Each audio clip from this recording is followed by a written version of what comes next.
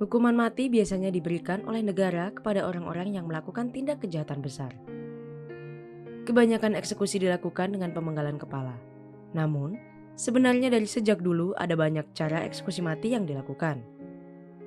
Berikut beberapa eksekusi yang pernah dilakukan di dunia. Garrote merupakan senjata biasanya berupa pengikat genggam rantai, tali, syal, kawat atau tali pancing, dan digunakan untuk mencekik seseorang. Sejak Perang Dunia Kedua, garrote telah secara teratur digunakan sebagai senjata oleh tentara sebagai cara diam untuk membunuh penjaga dan personil musuh lainnya. Teknik pembunuhan seperti garrote digunakan secara luas di India abad ke-17 dan ke-18, khususnya oleh kultus Thagi. Praktisi menggunakan sutra kuning atau selendang kain yang disebut rumal. Garrote versi India sering memasukkan simbol di tengah yang dimaksudkan untuk membantu menghancurkan laring, mengurangi kemampuan komunikasi korban, sementara seseorang menekan punggung korban biasanya menggunakan kaki atau lutut. Keelhauling adalah bentuk hukuman dan potensi eksekusi yang dijatuhkan kepada para pelaut di laut. Pelaut diikat ke tali yang dililitkan di bawah kapal, dilemparkan ke laut di satu sisi kapal, dan diseret di bawah lunas kapal, baik dari satu sisi kapal ke sisi lain atau sepanjang kapal.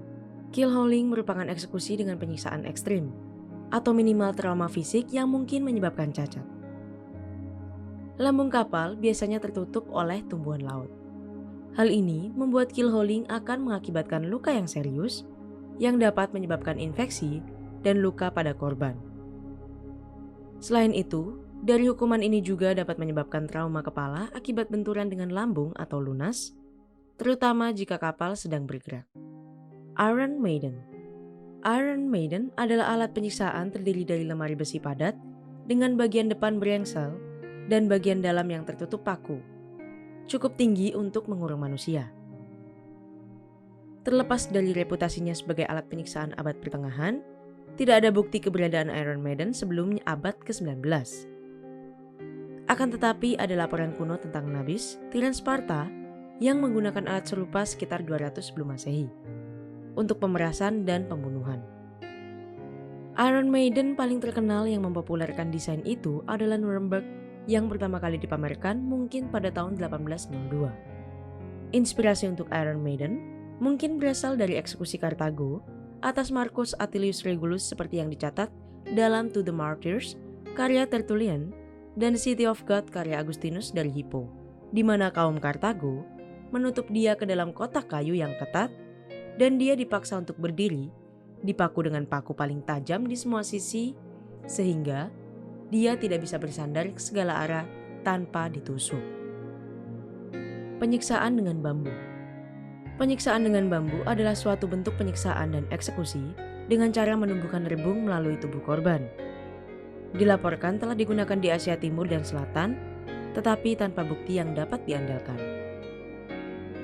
Penggunaan pohon hidup yang menusuk orang saat mereka tumbuh tercatat pada abad ke-19. Ketika orang Siam menggunakan tunas nipa sebagai penyiksaan bambu pada orang Melayu selama invasi Siam 1821 ke Kedah sebagai salah satu bentuk hukuman. Setelah Perang Dunia Kedua, beredar cerita tentang tentara Jepang yang melakukan penyiksaan bambu pada tawanan perang sekutu, di mana korban diikat dengan aman di atas rebung muda. Selama beberapa hari, tunas yang tajam dan tumbuh cepat pertama kali akan menusuk, kemudian menembus tubuh korban sepenuhnya, akhirnya muncul melalui sisi lainnya.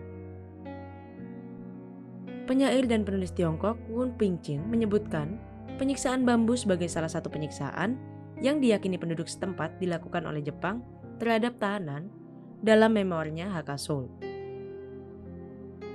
Sahabat, jadi itulah beberapa eksekusi yang pernah ada di dunia. Apakah sahabat tahu jenis eksekusi lainnya yang pernah ada?